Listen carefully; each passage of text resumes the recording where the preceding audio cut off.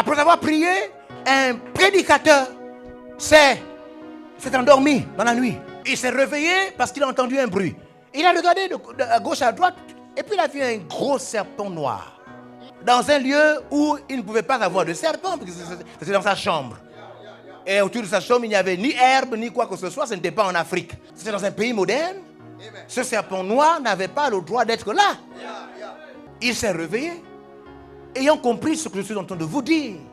Parce qu'il faut atteindre le stade où toutes les parties, toutes les cellules de votre corps tombent d'accord avec votre foi. Amen. Amen. Il faut atteindre ce stade. C'est pourquoi il faut dépasser l'aspect rationnel. Il faut arrêter de réfléchir sur Dieu. Il faut l'accepter. Amen. Faut pas essayer de comprendre Dieu. Tu ne peux pas comprendre Dieu. Il faut l'accepter. Amen. Une des grandes réalités de la foi, c'est accepter. C'est pourquoi la foi vient de ce qu'on entend. Il y a foi dès que tu acceptes.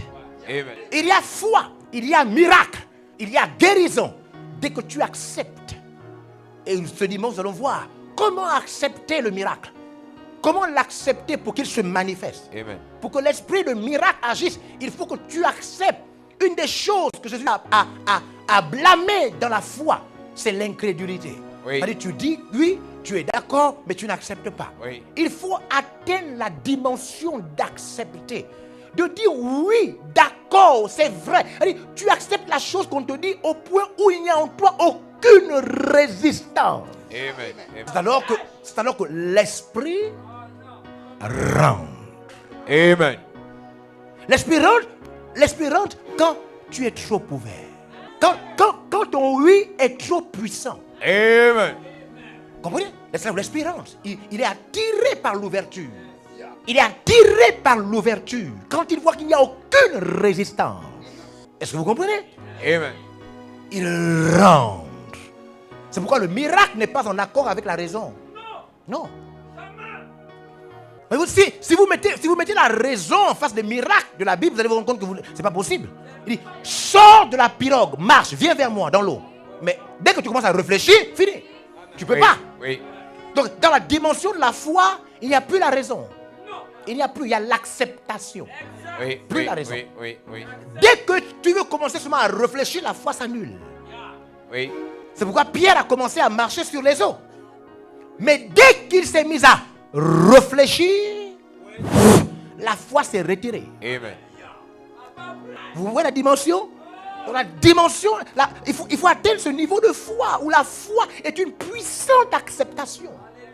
Puissante acceptation. On te dit, ça, c'est la parole de Dieu. Oui, c'est vrai. On te dit, tu peux tout abandonner pour ça. Oui, ton oui est si puissant que le miracle se passe. Oui. Voyez-vous, la force avec laquelle Dieu a créé l'eau, le ciel, les animaux, c'est pas une chose normale. Dieu il dit que le poisson soit. Il croit si puissamment. Il croit si puissamment. Vous comprenez? Il n'y a en lui aucun doute. C'est pourquoi la chair se forme. Les arêtes commencent. Toutes les parties du poisson commencent à venir. Parce que la force avec laquelle il croit que la chose se passe n'est plus raisonnable. Amen. La foi ne répond pas au raisonnement.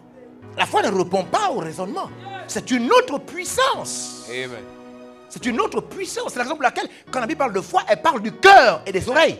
L'oreille transmet au cœur, pas la tête. Parce que la tête réfléchit.